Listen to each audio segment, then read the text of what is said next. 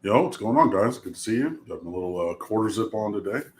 Not that it's cold or anything. It was just the, rotating Miami shirts and whatnot. But no, I'm good. And yeah, for the first time in, well, so that was 5 days ago. So 328 days uh, ago was the last time that we beat, or the Miami beat a Power Five team last December 5th at Duke until this past weekend. So it was a long time coming, almost a full calendar year without beating a Power Five opponent, which is ridiculous for a program of Miami's caliber, regardless of the situation or standard or circumstance, I should say. But yeah, finally found a way to get a win. Against a team that we played last year, a crossover team from the Atlantic, and backed up some of the noise that we were talking, which also should do your heart good if you're a Miami Hurricane fan, that your quarterback went out there and said, we dropped 44 on them last year and were able to throw the ball vertical, so we should be able to do similar things, against them. I think that was a little bit overmade, but hey, talk your shit, do your shit. You know what I mean? Like, live it, breathe it, be it. And he did. And we ended up with a 31-30 win. And yeah, I mean, all that glitters is not gold and everything is not perfect, but better to get a win than a loss. So feel good. Yeah, so this was a game against the team that it's not like it's some monumental upset or anything. And if you even look at the talent on both sidelines, it's extremely comparable. And if you had to make a selection, you'd actually point to Miami as being the more talented team. North Carolina State was just playing better football and just had something to play for more so than Miami. Although, hey, the Canes with only three losses in the ACC. Yeah. I mean, 2 losses in the ACC, still have something to play for. Yeah, 3 and 4 overall. Yeah, just the 2 in the ACC. So although they've been cast aside, and rightfully so, from a perception standpoint of who the better teams in the division and conference are, it's still in play. And now that they've beaten what many people had considered to be the best team in the conference coming into the game, and still has to be ranked in the top 2 or 3. You made the comment last week, Cam, that you were going to just kind of let it roll the rest of the season, just still watch every game, still be rooting hard and everything, but just kind of like, you know what, whatever happens, happens. I'm just going to try to enjoy the games, and whatever happens, and who knows? But I mean, yeah, we're in that same, situation. Like, I don't want to like pile on him because I think that he's a good man. I think that, and we saw after the game, players are fiercely protective of Manatees. Love the guy, want to play for him. Even Corey Flagg say, basically what y'all be talking about out there is some nonsense. And it's not that we don't like him. And again, it's when we are critical of players. People say, "Oh, I don't wish the player ill. I don't want the person ill. They just can't do the job." And I think that's where we are with Manatees. So I've been done with Manatees since Michigan State. Since Mel Tucker said they were some punks, we're going to take them to the deep end of the ocean and make them drown. They're going to try and get us tired in that Miami Heat. And we're going to show them who's about that life and who's not. That was the day I was done with Manatees.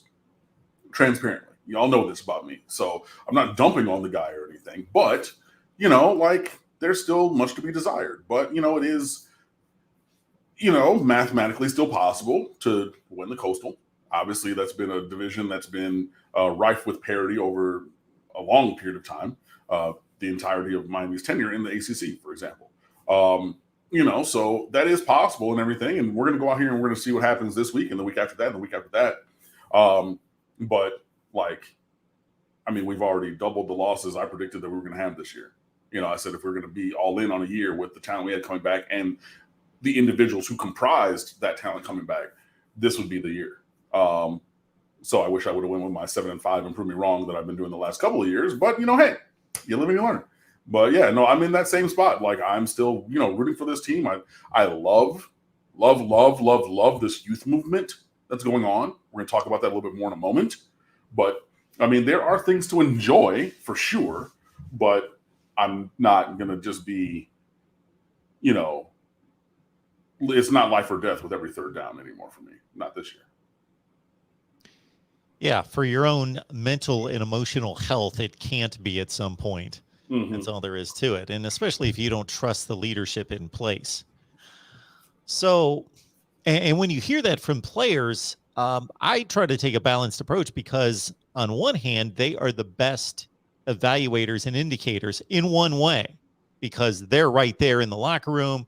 They've got the relationship.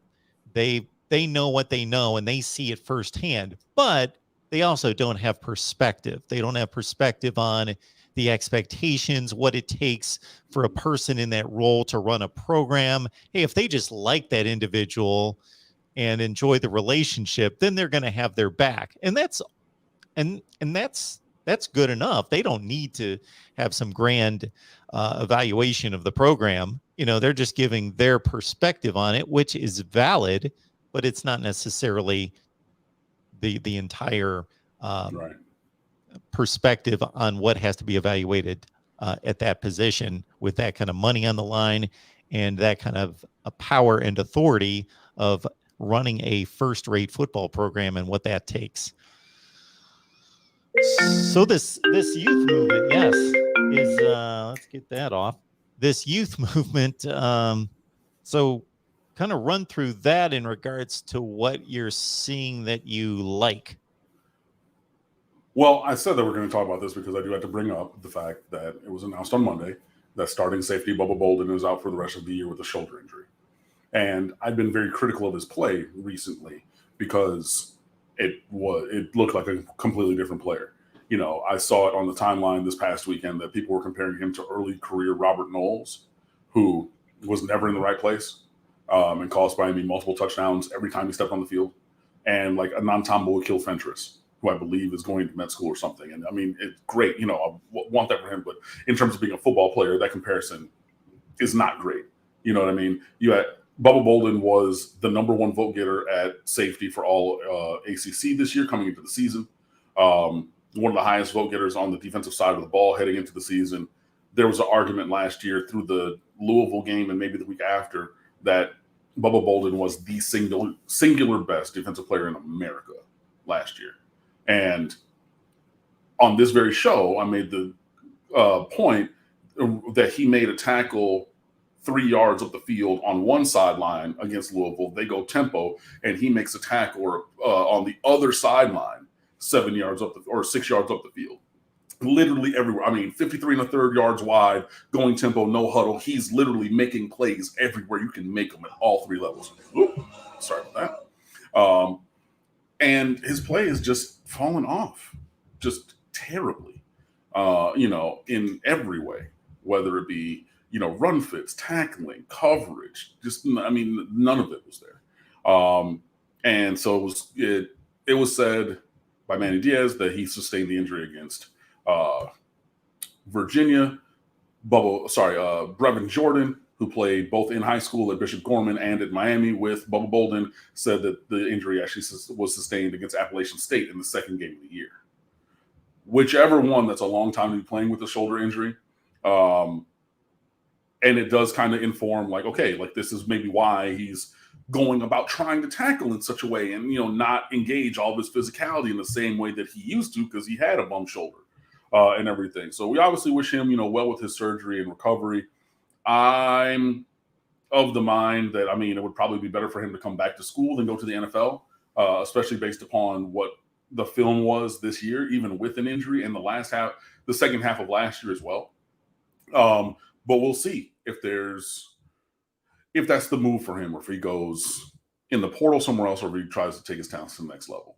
But in any event, we definitely wish him well with the recovery because we don't wish for injury on any person or player. That being said, the youth movement at safety especially is incredible. James Williams has been starting for a few games, 5-star All-American super recruit freshman, and he looks the part. He's everywhere. Sure, he's making some freshman mistakes by going 8 million miles an hour, but I would rather that. You know what I mean? So he's a guy who's making plays all over the field. Cam Kinchins from Miami Northwestern, also having heavy rotational snaps. He had probably the best tackle of the season this year. In total, was that play on fourth down, that's that quick out to Thayer Thomas on NC State's last drive. So they're going to the sideline and said, okay, cool, we're going to go for it. And when you throw short of the sticks in that moment, especially to a slot receiver like Thayer Thomas, the mentality is clear. Make the first guy miss, and then you got nothing but green grass. Except for that first guy was Cam Kinchins, and it was a perfect form tackle. He couldn't go nowhere. Had him around the shoulders, had the other arm through the thighs, couldn't even run. It was like that play at the goal line, that Super Bowl, when Kevin Dyson came up short. Mike Jones. Yes, when he was trying to run and he grabbed that knee and said, "Nah, son." That was what Cam Kinchins did on that sideline. Got up with the fist up, thinking, "Oh, not even this," because that's the sign for fourth down. Nah, it ain't fourth down. It's our ball, kid, because of that incredible singular play right there. Now, the depth chart came out for this week on Monday before Manny Diaz's presser, where he announced that Bubba Bolden is out for the year. James Williams is listed as a starter at one position. Cam Kinchins is second to Bubba Bolden at the other starting safety position. So it most likely will be on the road at Pittsburgh this week that we're starting two true freshmen from the 2021 recruiting class at safety. And we should. Those are by far, they are playing incredible football. Again, there's going to be mistakes, but if you want to have starting safeties, and you want the guys who play like Miami Hurricanes and have the edge that we want Miami Hurricanes to have, 0 and 24 starting at safety, those are my two. Also, as well, in addition, after a 6-game suspension, you get back 2020's number 2 overall recruit in the country, Avante Williams. He played on specials. And I thought he was not going to play on base defense. He had a role on nickel and dime package defense. So you had times when you had all three of Williams, number 0, Williams, number 15, no relation, and Kinchins, number 24, all treat him on the field at the same time. Look, man, that's your number 2 overall safety in the 2020 class. Your number 1 and 5 overall safeties from the 2021 class. If you want to talk about recruiting, you want to talk about getting talent onto this roster, right? 3 guys from the top 5 of a single position, put them all on the field because they have different skill sets and different physicality and different athletic and playing traits, and they can complement each other. It doesn't have to be James or Tay or Cam. No, put James, Tay, and Cam out there, and did in key spots last week against NC State. That shows to me that the talent's in that room. Keep playing them. Now, you're going to have to bring back Gervin Hall, and he was mentioned by name. I made the tweet at the break of the Secret Day Job that mentioning him by name is an intentional thing by Manny Diaz. To say, hey, I'm going to mention Gervin Hall. Also, I mean, supports the kid in the media, but also is letting us know, hey, 26 is going to play some snaps. Somebody commented back and said he was asked directly about Gervin Hall, which is why he used the name of the answer. I was not able to attend the Zoom. I had meetings at my own job. You know what I mean? So I didn't know that the question was Manny about Gervin Hall, and that's why he used that name. But you do have Gervin Hall as well, and he's going to need to bounce back in some measure. It might not be all the way to the best of his potential, but it can't be to the floor of what we've seen from him either. But you're going to have him. You have Isaiah Dunstan, former cornerback. He's moving into safety. I think that's necessary because NC State took him up top a couple times, and it showed me really quickly he doesn't have the foot speed to stay outside as a man number 1, cornerback. Move him inside a little bit where he's already further off the line and he can kind of flow with it. He doesn't have to run step for step from the line with any receiver. I think that the lack of foot speed is going to help. It will be mitigated by the move inside for Dunstan. But you have another young guy from the 2020 class there as well. Now you have other guys who were injured. My guy Brian Balaam from Miramar, Jalen Harrell, Keyshawn Washington, all 3 at safety. Those guys are injured. But the youth movement there is paying off. It's not just at safety.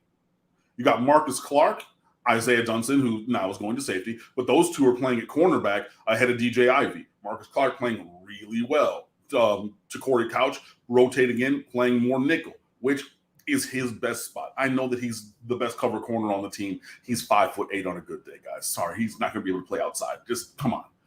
You have Leonard Taylor still being every game graded the highest rated player by Pro Football Focus on the field. Every game that he comes in.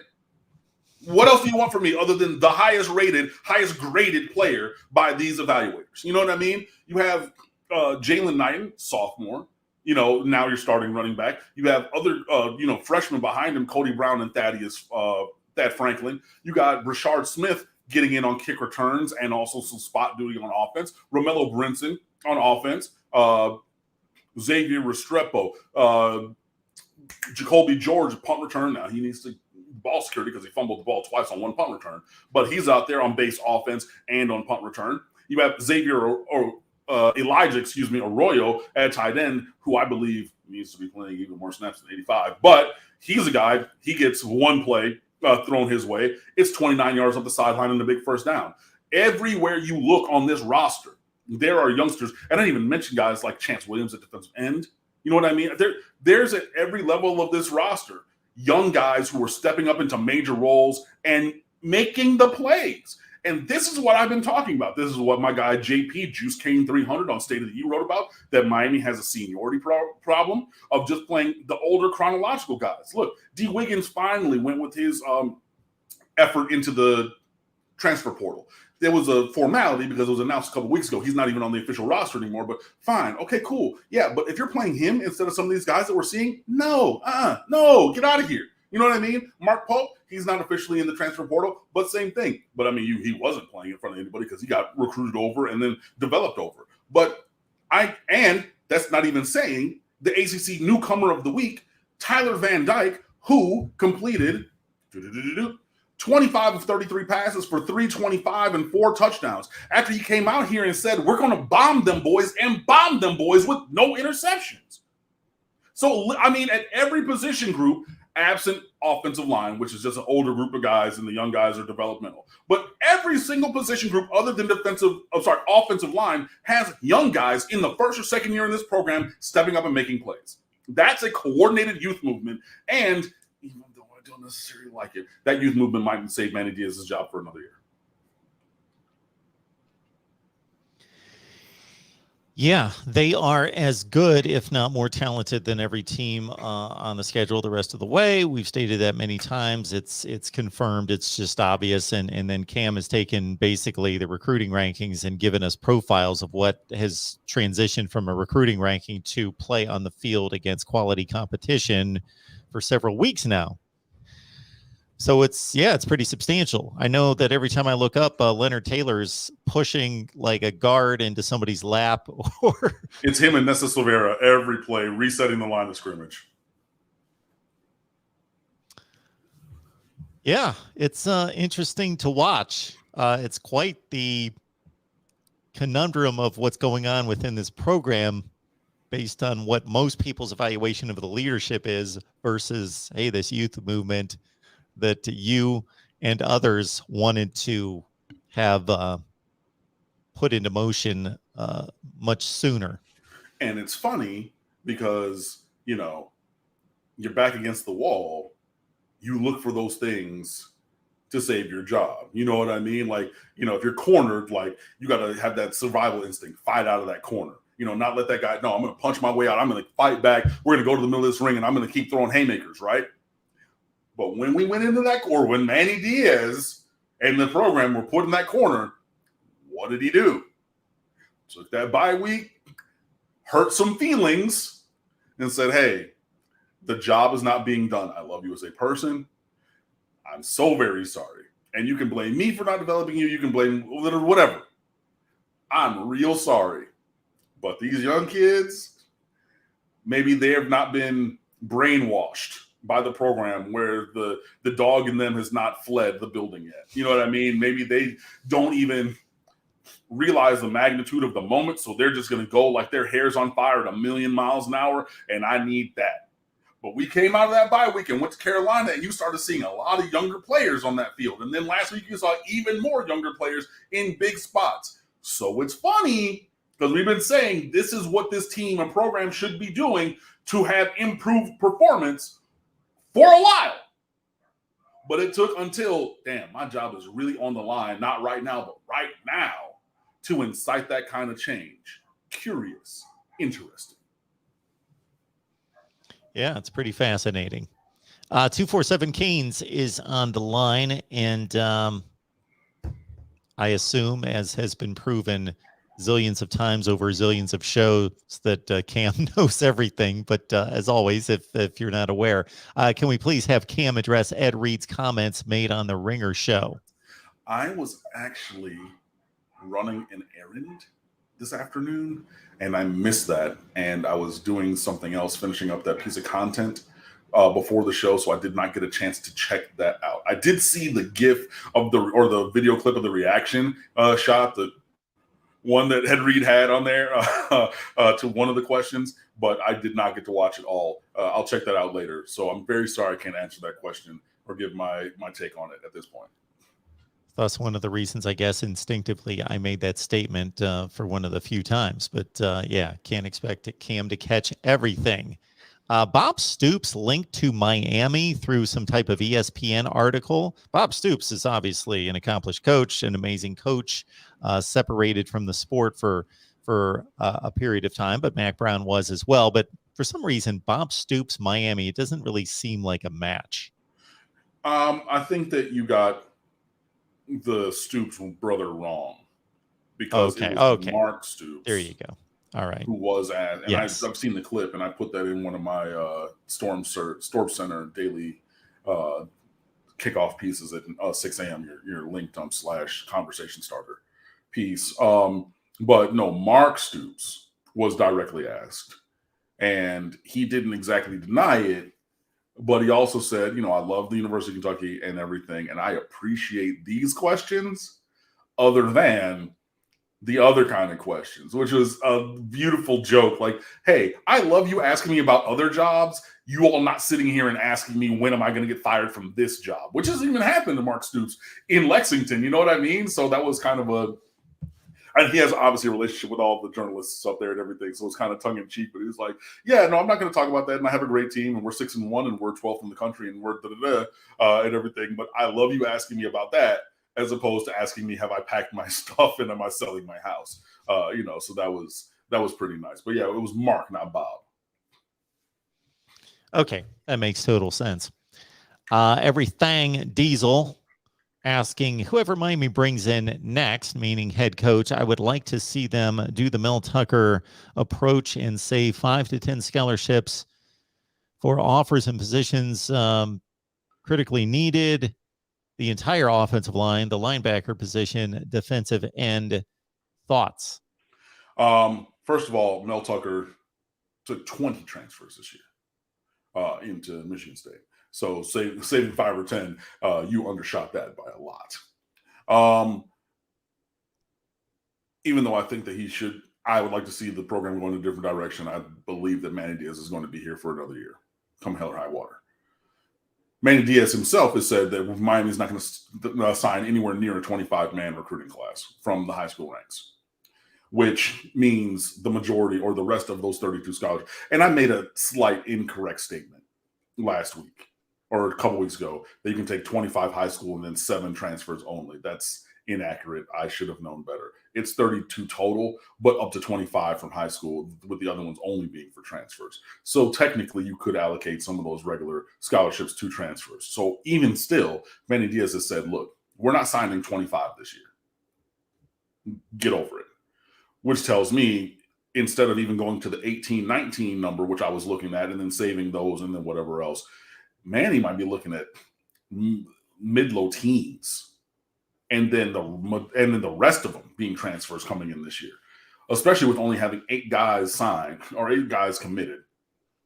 Other guys of the commitment list or guys on the current commitment list looking around and not having a lot of juice on the trail. Now, there are a lot of people a lot of top-end recruits who would love to see Manny Diaz stay. Kamari Rogers, his father, has come out this week and said, yes, he's going to take an official visit to Mississippi State. He's probably going to take one to is taking one to Ole Miss already. He's from Holmes County, Mississippi, which is why he's going to those schools.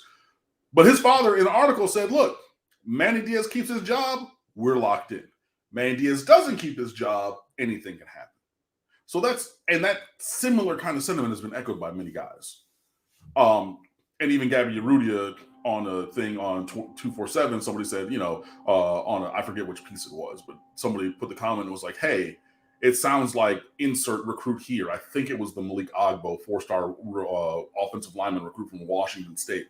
I think it was on that piece. I just saw the screenshot on Twitter. I'm just going off of what I've seen on the website and connecting dots. But anyway, the commenter said, it looks like this guy really wants to be a Miami Hurricane, but it's up to if Manny Diaz stays or not. And Gabby, responded to that comment on the website and said, you would be surprised how many big-time recruits want Manny Diaz around. I'm not surprised, especially after what I heard Corey Flagg say, and every player who was asked post-game about, hey, Manny Diaz, to a man, we love this guy. He's our coach. That's my dude. I wouldn't be here if it wasn't for him. Yeah, my position coach, recruiter. But Manny Diaz is that guy. He's our guy. He's Hurricane League. Every single player.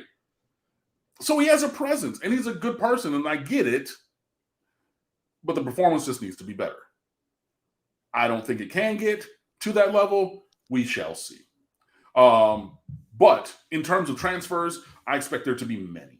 And I mean, yes, there's going to be people leaving this roster, even more people leaving this roster. But of the 32 players that Miami can sign, probably, minus one or two scholarships for like a Justice Oluwaseun and Cody Brown who came in late. So let's call it 30 off the top. If Miami can bring in 30, I would say a 15-15 high school to transfer split is reasonable for an expectation right now. Maybe one or two more going either way, but I would think it would be strongly and heavily, we're going to be double digits or more in terms of transfers this year, especially with already having planned to be active on the transfer market. I could easily see half of the new players on this roster being transfers next year, easily. Miami at 3-5. 2-2 in the ACC. Sorry. 3-4, 1-2. 3-4. I'm sorry. 3-4. 1-2 in the ACC. Yes. So 4 games left. 3, 4, 5. 5 games. 5 games left. I'm working on the math here. My goodness. 3-4. 5 games left. It's a 12-game season. There we go. I'm just trying to lead us into the next question, which Cam has basically addressed. My framework that I'm trying to piece together here is that Duke's on the schedule. That would be the one game that I would say is almost a certain win. Yeah. It's not, but almost a certain win. Miami can beat all these teams. They could lose to everybody else besides Duke. So the ceiling is 8-4. The basement is 4-8. I would be more apt to think that they could go 8-4 than 4-8 for sure. My guess would be 7-5, maybe 6-6, because my thought would be 7-5, really, because they're better than Georgia Tech, Florida State, and Virginia Tech, but they could trip up but they could beat Pitt. Like so anyway, play like it. The probability is a loss, probably 1. So that's suddenly 7-5. Manny Diaz stays under those conditions, it sounds like. Yeah. So to the question, how many more losses, says Jordan, how many more losses will it take to get Manny Diaz fired? 1 loss, 2, 3, 4 of the remaining 5. If you lose 4 of the remaining 5, you got to go. Because with if you lose 4 of the remaining 5, that means you're going to have at least consecutive losses somewhere. So you trip up and you're not able to right the ship. So it doesn't really matter which 2 in a row. But, again, if you're discounting Duke, because I am as well, that they're atrocious, that means you're going to lose the next 4 in a row. You know what I mean? But I honestly, of these 5, that would be at Pitt, home to Georgia Tech, at Florida State, home to Virginia Tech on senior night, and then at Duke. I would think it would take at least 3, including 2 of them being bad and 1 of them being Florida State. And by bad, I mean 20 or more. You know what I mean? That's what I would think. At a minimum, 3 losses, 2 of them being 20 or more, and losing Florida State in there as well. 4 out of the 5, And if 4 of the 5 includes Duke, you got to go. You know what I mean? Like, that's, sorry, buddy. Sorry. No. If there's any scenario where Duke is one of those losses, if it's 3 or 4, you got to go. If it's 2, you can hand wave it off, even though you shouldn't. You know what I mean? But yeah, it's going to take at least 3, and 2 of them being bad. And again, remember back to 2015, it took the worst loss in program history to incite Blake James to action and fire Al Golden, because he had come out that week and said, regardless of what happens, he's going to be the coach the remainder of this year. And then 58-0 happened, and then he got fired, which is why when last week he hand-selected these journalists, it was crazy. That was after our show last week. So Chris Stock from Inside the U and a couple other journalists individually asked for interviews or approached the athletic director, including Chris Stock did at the basketball game last Wednesday night for an in-person interview. Declined all of those. Okay, fine. You're going to go radio silent. You're supposed to speak to the media about something else on Tuesday, but obviously could ask about football. Cool. Then Blake James handpicks some journalists, Miami Herald, Sun Sentinel, Associated Press, and does a phone presser with these people on Friday ahead of the game. For public relations, I mean, it's a PR stunt, but like, why? Like, what are you doing? And so then he's talking about, Manny knows we need to win more and da-da-da, but like there's a culture here and like he's building a good culture. And then was asked directly in the same way he was about Al Golden previously. So, Blake, can you guarantee that Manny Diaz is going to be the coach through the remainder of this season? I can't actually do that because which, okay, you learned from 2015 where you said there's nothing that can happen for me to fire Al Golden. And Dabo Swinney and Clemson said, hold my beer real quick. And you saw that. This year, he's not going to give Manny Diaz that assurance, pretty much throw him under the bus on Friday before a big game on Saturday against a ranked team at home. What are you doing, Blake James? And that's its own conversation that I'm still editing this piece from Juice Cane 300, which we will talk about hopefully either tomorrow or Friday on the website. So be sure that you check on that because you're not going to want to miss that. But like, what are you doing? You know what I mean? And to the end of what are you doing, 2 losses will probably back up the, well, I didn't guarantee that it's going to be here, but it's only 2 more losses. That's 6-6. We're going to go to a bowl game, see what happens, continue to recruit, continue to build and develop, go for next year, see what happens. 3, 5, and 7, right? Probably go to a bowl game because of APR, because Miami is a great academic institution, even though that's been slipping under President Julio Frank, which nobody's talking about and is crazy, but whatever. But still, the APR for the football program is high enough. We're at 5 and 7. We're going to go to a bowl game. Yeah, we had a bunch of things, and that's where, and the margins, like if things are all things being equal, you're going to start hearing all of the other things to make it unequal. Well, Derek King got injured. Well, Bubba Bolden. Well, Donald Chaney. Well, you're going to hear about all these injuries and all these other things for being mitigating circumstances to keep him, Manny Diaz, after a 5 and 7 season in this scenario. So for me, yeah, it's going to take 3 losses. 2 of them got to be more than 20, and one of them has to be Florida State to really even have the conversation. But I don't even think that that would be enough of a conversation based upon Blake James's propensity for stability over change, even when change would be the acceptable path forward or the intelligent path forward for the program. To be one of those teams that earns a bowl invitation at 5 and 7 almost shines a spotlight in a negative sense. I don't know. It becomes kind of a joke that, oh yeah, they're a bowl team. They're 5 and 7, even though it is a positive parameter that they've set in place to select those teams. I like that portion of it, but it's just right. The ACC is unlike any other conference in college football right now, and has been for a long time aside from Clemson, and we can include Clemson in 2021 in this way. I do power rankings, and my goodness, there is a hierarchy in every other conference. In this conference, throw Duke out, and everybody else, it's a toss-up every game.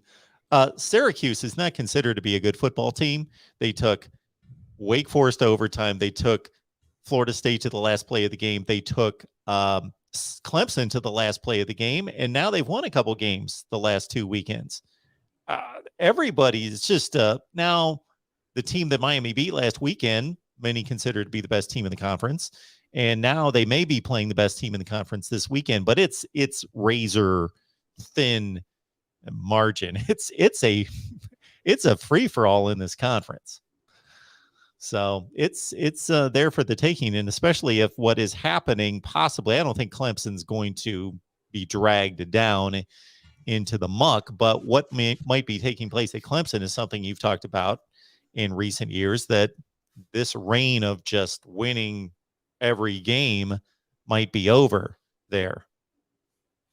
Yeah, and I've talked about their luck running out, and I've talked about their program on here a lot because it's through the better part of the last decade been the program to aspire to be like. But you're starting to see chinks in the armor. That luck running out. You're having tangible, impactful injuries. And again, not even discounting like when Mike Williams got injured, but you had more receivers you can shake a stick at. Somebody else comes up, gets drafted first round, whatever, things like that. So is it a big injury? Yeah. But is it like a program changing injury at that point? No. But then you're starting to see guys like a Brian Brzee this year.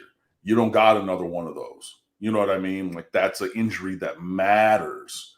You're having, you've benched a quarterback, and the last time they benched a quarterback was Kelly Bryant for Trevor Lawrence, which should have happened, but it wasn't even for Kelly Bryant's deficient performance. It was just like, you're a mid-ceiling guy, and we got this generational dude, who's come on. That's the last time they benched a quarterback, but now, you're benching for performance, DJU, you know what I mean? And then you got Tyson Fomachan in there maybe to start, or now you got a quarterback controversy instead of, I got this guy, Taj Boyd, Deshaun Watson, even the 1 year of Kelly Bryant, it got them to the playoff, but then Trevor Lawrence, you know what I mean? We don't have a guy set it and forget it for 3 or 4 years. They don't have a guy like that, and all these things are things I've been talking about. You're seeing guys transferring, like former starting guys, and even Justin Tattavio and I, my guy from the website, he and I were going back and forth. It was like this running back who started at the beginning of this year, he's gone from Clemson. That doesn't happen. He's like, well, Tavian Feaster was a 5-star from South Carolina, and he transferred. I was like, yeah, but Tavian Feaster was never the dude. Tavian Feaster was like the number 2, 3 guy. And then you got Etienne, who got recruited over Feaster. And even though Feaster was everybody's All-American 5-star, he never played like that. So him leaving was just another guy. Because even then, when you think, okay, we miss on a 5, or they miss on a 5-star, and that's going to be impactful. You get Travis Etienne, and you forget that Tavian Feaster existed. That's what I'm talking about. But now you see these guys leaving. You see these guys getting hurt. Even guys who would be the 2nd and 3rd tier guys for Clemson are now not playing. Frank Ladson from South Dade, he's out as a wide receiver. He was everybody's All-American recruit. You got all these other guys now. They did not have injuries, and they did not miss on any players or development or anything for a long time. And all that luck from that golden run is running out. And I'm not sorry for them at all. They've played 5 games in the ACC, and they have not played a great defense, and they have yet to score 20 points in an ACC game. They are struggling. I mean, and DJU, just to wrap that point, I was talking to Fred Purdue. Well, we had a podcast a while back, but Fred and I text every once in a while, and we were on the phone. Who did Clemson play non-conference? Georgia, yeah, that game. And literally, Fred said to me, he goes, "Oh, he has no anticipation. He can't see where the play is going." I said, no, he has to see them high school open. He needs to see the full body, both numbers of the jersey be open before he then says, okay, now let me start my throwing motion. He goes, oh, yeah, no, Georgia's going to get him. That was the next play before the play before he threw the pick 6. Literally, we're on the phone saying that. I'm like, oh, and he's like, I just told you, he has to see it wide open. And that's not how it works. The higher up that you go, the smaller the windows get. Whether you're talking about basketball for a pass, whether it's about football, especially football for a pass, you got more people on the field. And high school open, I can see the whole guy. College, I might see half of the body as free from the defender, and I'll be open. In the NFL, I might see the tip of the pinky of that guy open, and that's open. That's what open means in this scenario. But he wants it to be high school open, butt naked. I can see the guy doing backflips and cartwheels before I think to throw it. And it's not going to be like that. And that's where the progression and development has had a chink in the cane, or sorry, not a chink, a kink in the chain. There we go. A kink in the chain, or just a chain breaking. Because for all these other guys stepping up, Deshaun Watson, he came up from high school. He threw some interceptions like that, but then he got over it. Trevor Lawrence never even threw those interceptions because he was vibrating on a different level. But DJ can't see it still in his third year on campus. So, like, what are you doing? But hey, like I said, or second year, either way, I don't feel any ways tired for them because they whooped everybody's ass for a good long time, and I knew that run was going to run out. So, hey, bye. We are appreciative of everyone in the live chat, of course, but especially those folks that are coming through with some super chats. Thank you so much for that. So we will get right into them right now. Mr. Prime, Manny acts like a mom to the players.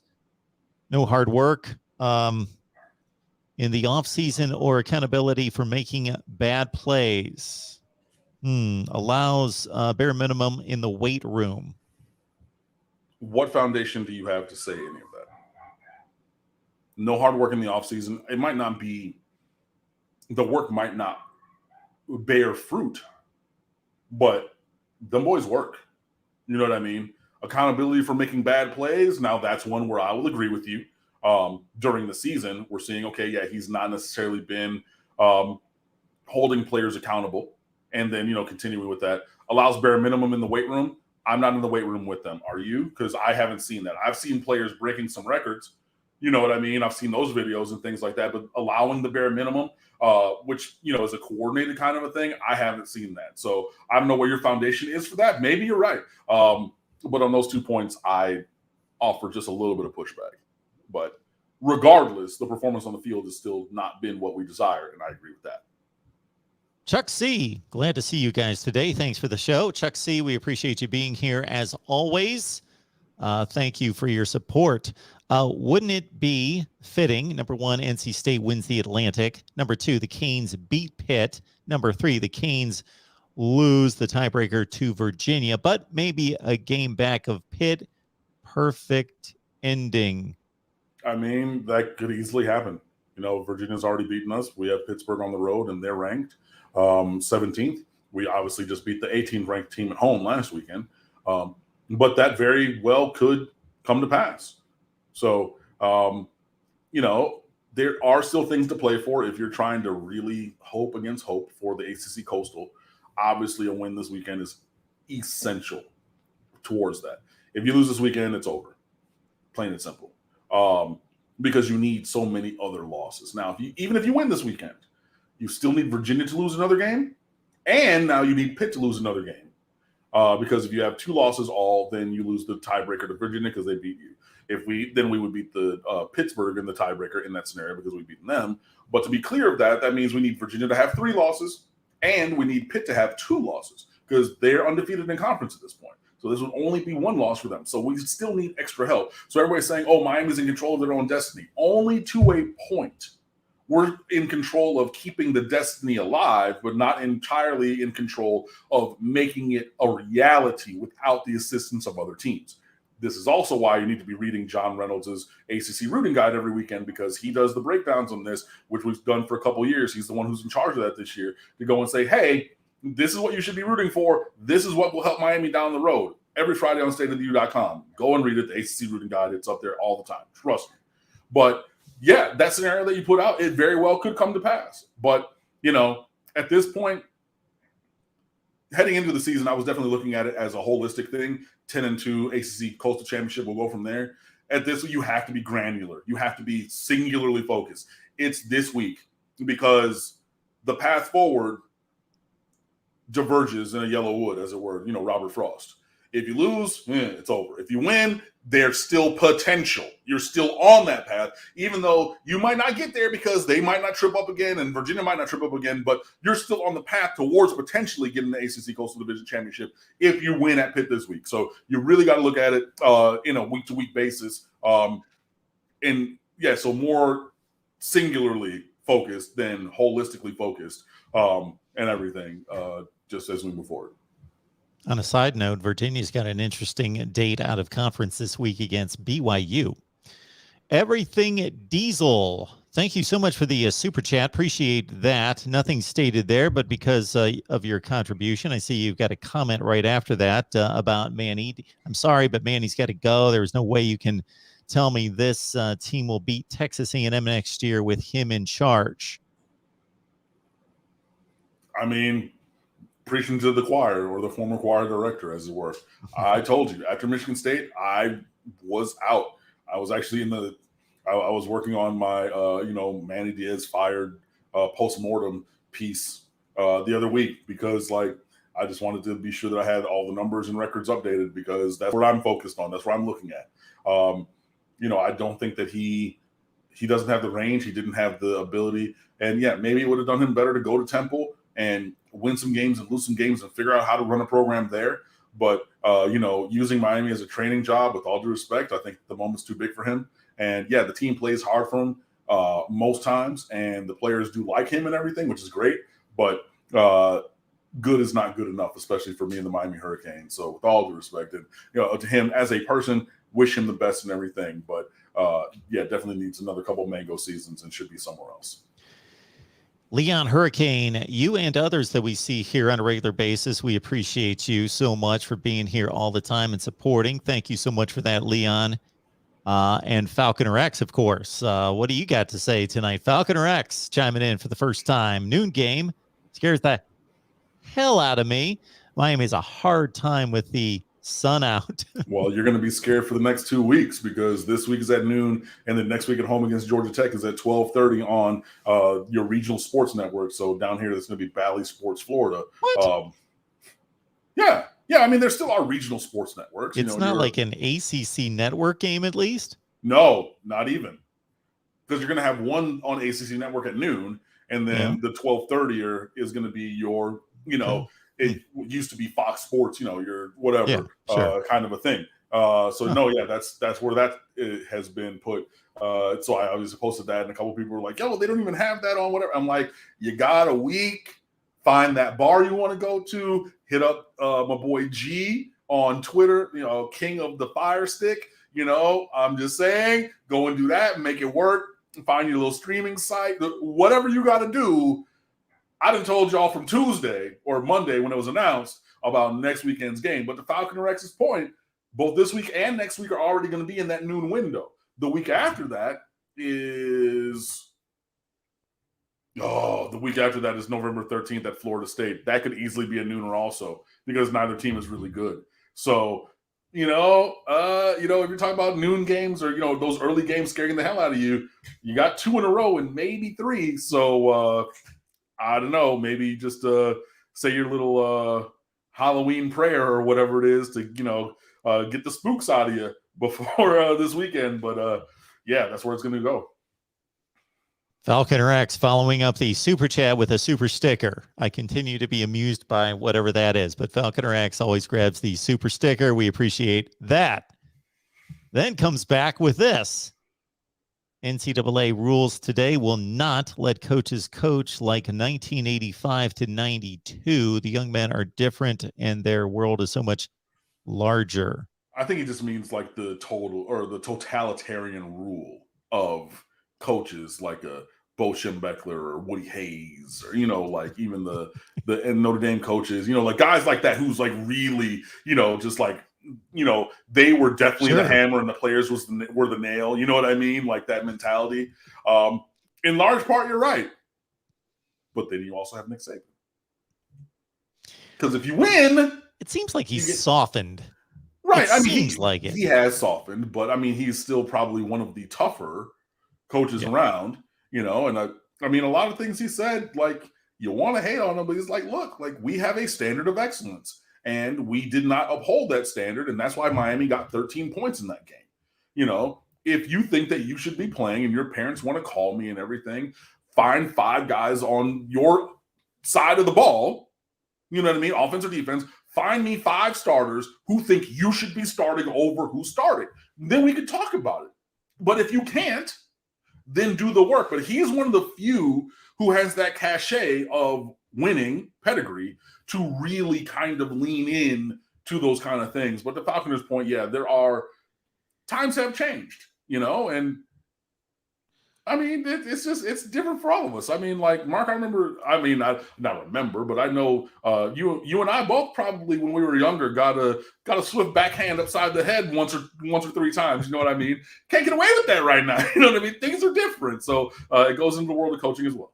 Yes, some people are sometimes startled to hear how I disciplined my son at times, but he seems to be a pretty well-rounded and responsible 24-year-old at this point. But well, two things that come to mind there. To continue the point that you were on about the coaching approach, we've seen Dabo Sweeney, Pete Carroll. I kind of put them in a bucket as being the newer way, the newer approach to go about it, being friends with the players and emphasizing fun. We have fun in our program, and I put Nick Saban and Urban Meyer in a particular place where it seems like they're old school and they have all these championship rings they can flash. We'll never know, but could they take their approach minus the rings today if they were getting into the business today, and would it work? Obviously, when you can flash the rings and you've got so much credibility. No, exactly. The other thing is people can't believe, my son in particular, when I tell them stories, for example, that, as soon as Bo Schembechler and Woody Hayes were brought up, that Woody Hayes had multiple games in his career where he took the sideline marker, busted it over his knee right in the middle of a football game and wasn't kicked out of the game. This was given like a 15-yard penalty and just kept like guys wouldn't be allowed. And I know people will remember famously Bob Knight gets ejected and launches a chair across and everything. But there was more where that came from. You know what I mean? But it was times have definitely changed. But so if we marry that statement from Falcon Rex to the previous question, and I forget who had that super chat about, or the statement about the lack of accountability and things like that, in the middle needs to lie something. It can't be no accountability.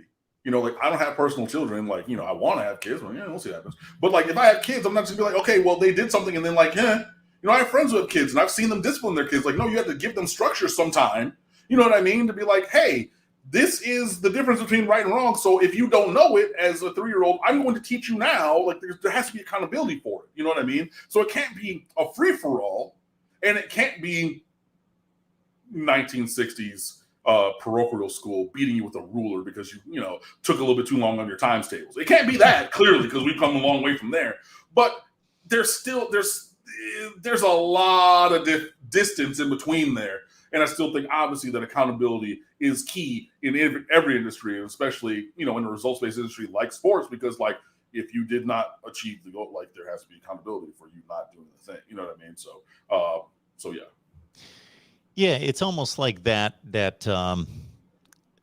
gray area or that perfect place in the middle has something to do with not so much physical beating or mental, emotional abuse, but it has to do with you are subject to the ramifications of your actions. So if you are going to act in a certain way or not accomplish at a certain place based on lack of effort or focus or following the rules or the structure, then these are the ramifications, and not bending to emotional outbursts or those that would not, be a part of the team and follow the structure of whatever the organization is, and just kind of letting things go, but holding them accountable. Mm-hmm. Falcon Rex, thank you so much. Comment on Nick Saban, yes. Being a bit softer. Kinder and softer. And Jordan Battle from down here, who wanted to be a Miami Hurricane, who said he was too soft. And he said, okay, cool. He went to Alabama as a 4-star All-American recruit instead.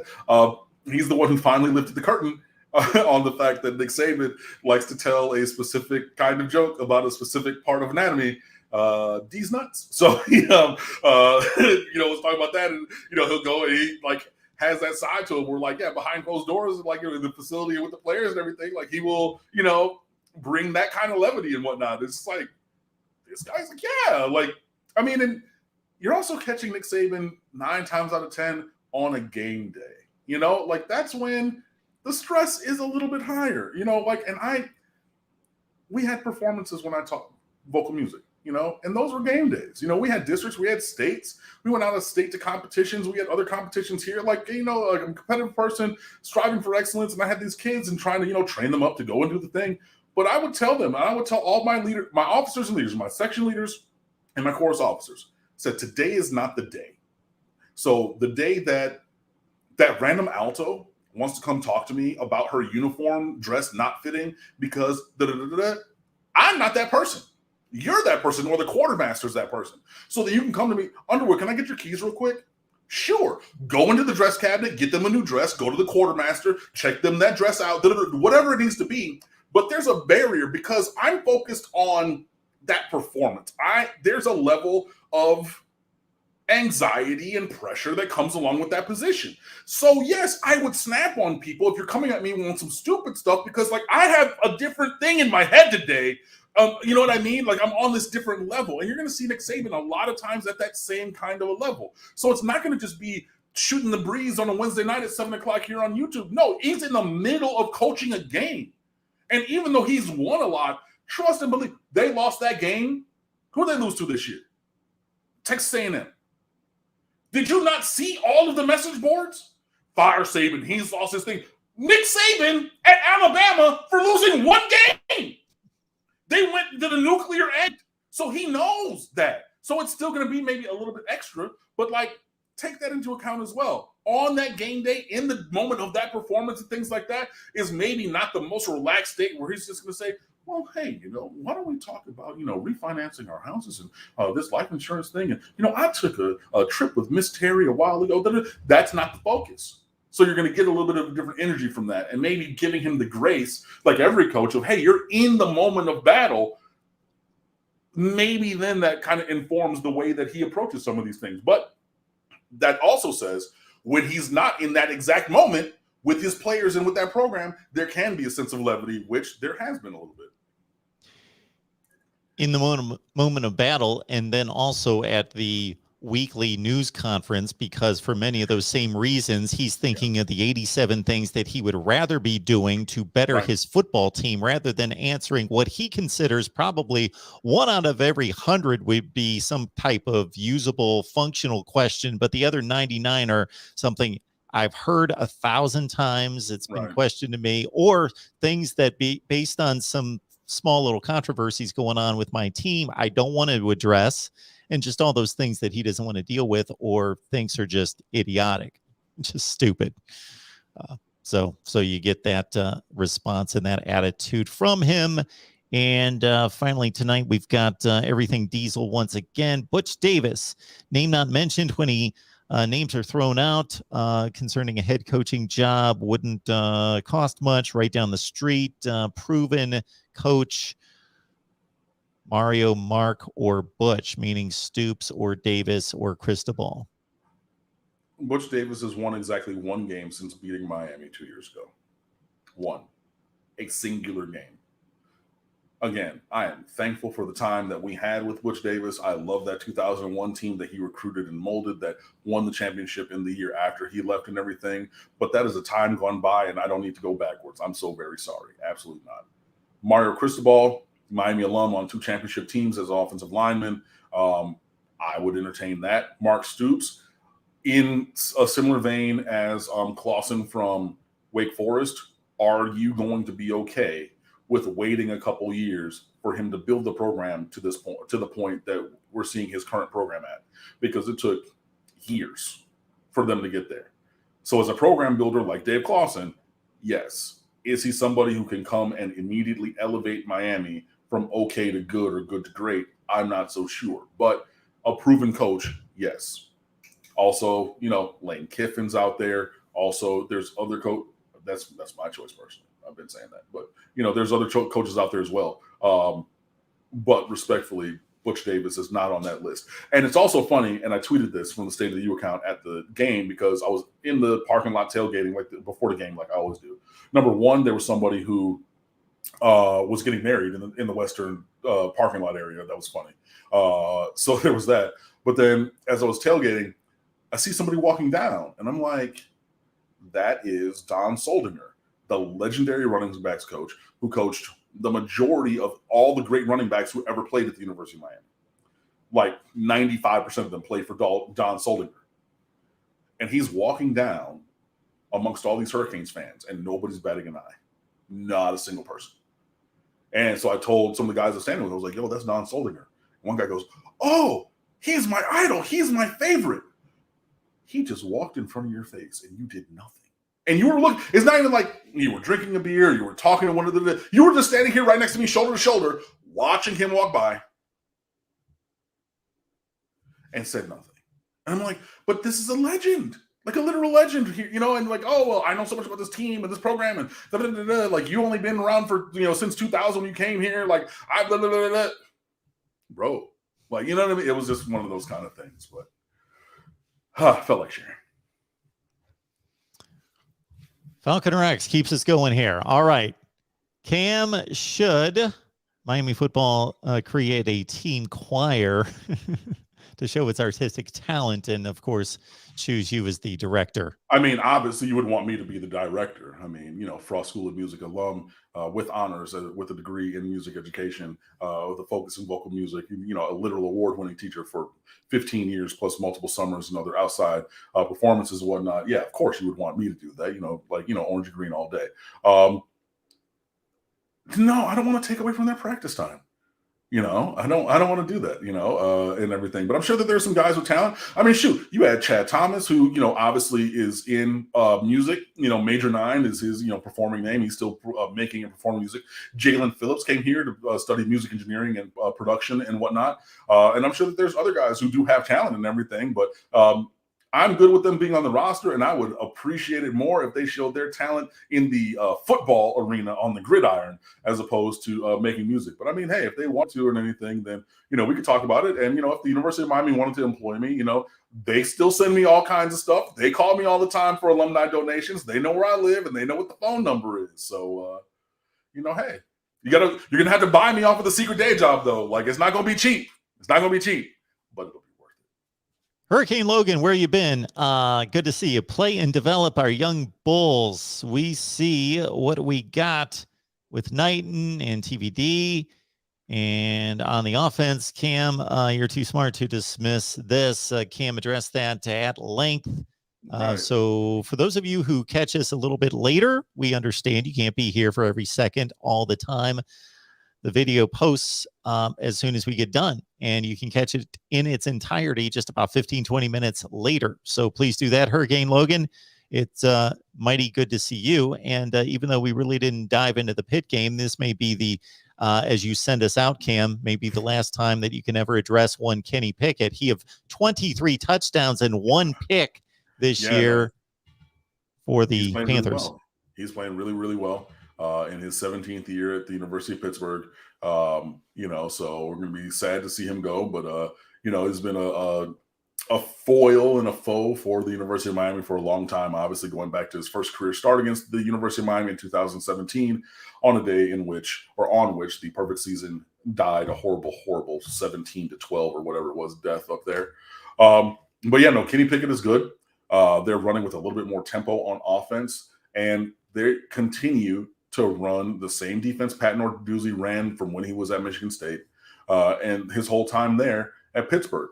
It's the same thing that got us in 2017. It's the same thing that's gotten Miami and other teams in other years. We're going to play you tough on defense, and you're going to have to throw the ball over the top. And we like our scheme, and we like our defenders where you're not going to hit enough throws to win the game. And on top of that, they're scoring more on the offensive side by opening that up a little bit more. So where in the past, if you get to 20, then you're beating Pittsburgh. Now they're like, cool, if we score a little bit more and still play that kind of defense, now the opposing offense is going to have to score more to beat us. And you're just continuing to increase that level of difficulty with the style of defense that they play.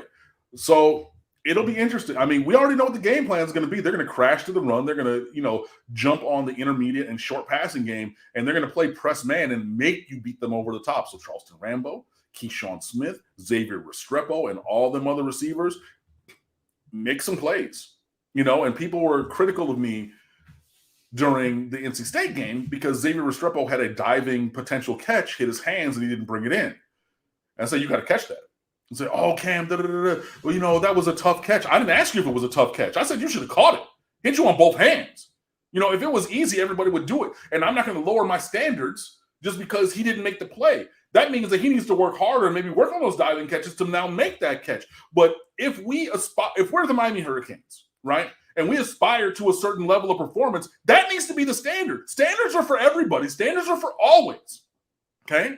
And so I'm not going to change that. That's what Nick Saban was talking about. Even when he said they shouldn't have scored no 13 points, that did not uphold the standard for Alabama.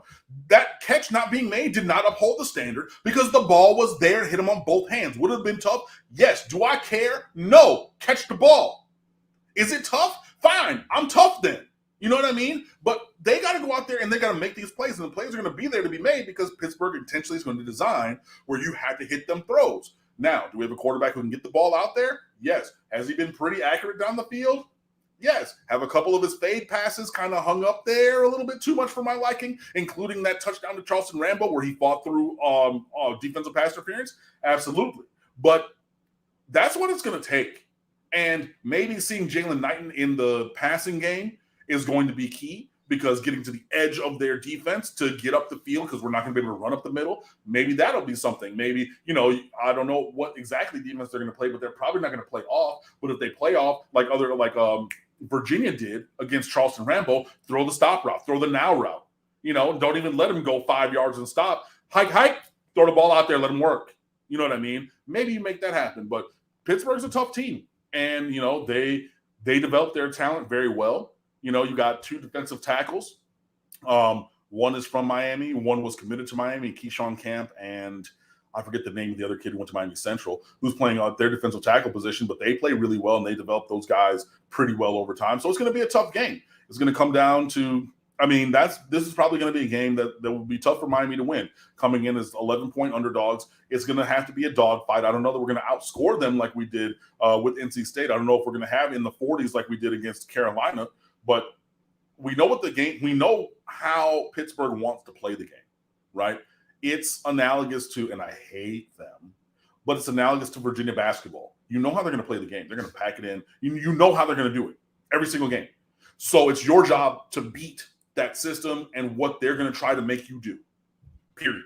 So we know what the stakes are. We know how they're going to have the interaction. We don't know every play they're going to call on offense, but we know the general scheme. We know the general scheme and the play calls on defense. Can we execute to win that game, right? So it's going to be tough for sure. And Kenny Pickett, again, in his 17th year, he's seen every single possible defense ever in the history of life 10 times over as he started at Pittsburgh. It's going to be tough to get him off of his game with 23 touchdowns and 1 interception. So you got to find other ways to get them off of the field. And just like you saw in 2017, if you don't remember, he's athletic too. So you can't go cover zero, turn your back to the quarterback because he scrambled those 3-4 times in that game in 2017, moved the change, and that's how they won. So it's going to be a tall task. And we'll see if Manatees and the Canes are up to that tall task. But, that's what we're looking for this week at noon. So, I got some, bacon and eggs to get up in the morning and make myself some breakfast and then sit here and eat that breakfast during the first part of the game, right at the top or at the end of game day or whatever. But, that's what we're looking at. It's going to be a tough game on the road, but nothing worthwhile was ever intended to be easy. So, this would be another thing where if Manny Diaz really wants to keep his job, find a way to go win the game. Do it. Or don't. Kenny Pickett is rated the 5th quarterback in the NFL draft, according to the NFL Network. All right. All right. State of the U. What's going on there? Man, got a lot of stuff. I finally finished that piece I was hinting at last week, having another couple of our guys, our contributors, read through it before I put the last tweaks and put that out there tomorrow. That'll be a recurring feature, which I'm sure that you should like. In the final stages of editing this massive manifesto from Juice Kane 3000 or 300, sorry. So that should be up in the next couple of days as well. We got Storm Surge to kick off the day with your news and notes, and then linking back to the other things on the website. We're going downhill to the weekend, so we got our game preview, the ACC rooting guide, the power rankings, state of Florida, ACC, and more. And then obviously all of our game coverage stuff. Sorry, I took the 1 week off in more than a decade from Good, Bad, the Ugly 2 weeks ago when I went out for the North Carolina game. But I'll be here in this very apartment in Fort Lauderdale, so you won't miss it this week. I promise. Sorry again for the one time in a decade where I didn't do it. Nah. But whatever. So we got that and much more. So just like the banner says, stateoftheu.com is the website, always open 24/7, 365. Instagram, Twitter, and Facebook at The State of the U. And my personal Twitter account is at Underwood Sports. Please, anywhere that you find us, come on over and fan with us. And let's go Canes. Let's get a win. See, Cam, when you deliver, people miss it when you're not there. Man, there were so many comments from that one thing, but hey, I get it. I've intentionally positioned that piece to be the pinnacle of our content weekly, and so the mountain kind of came down a couple weeks ago because I went out and had some beverages with some friends of mine. But again, we won't miss that ever again. I heard you guys loudly and clearly. I do apologize about that, but whether it's here on this very show or on State of the U, I definitely appreciate you guys stopping by. Mark, always love the time.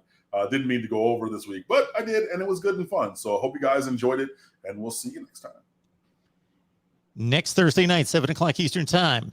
Most likely, hit the bell for the notifications because sometimes we got to switch up on the schedule, but most likely Wednesday. I don't know why I'm locked into Thursday.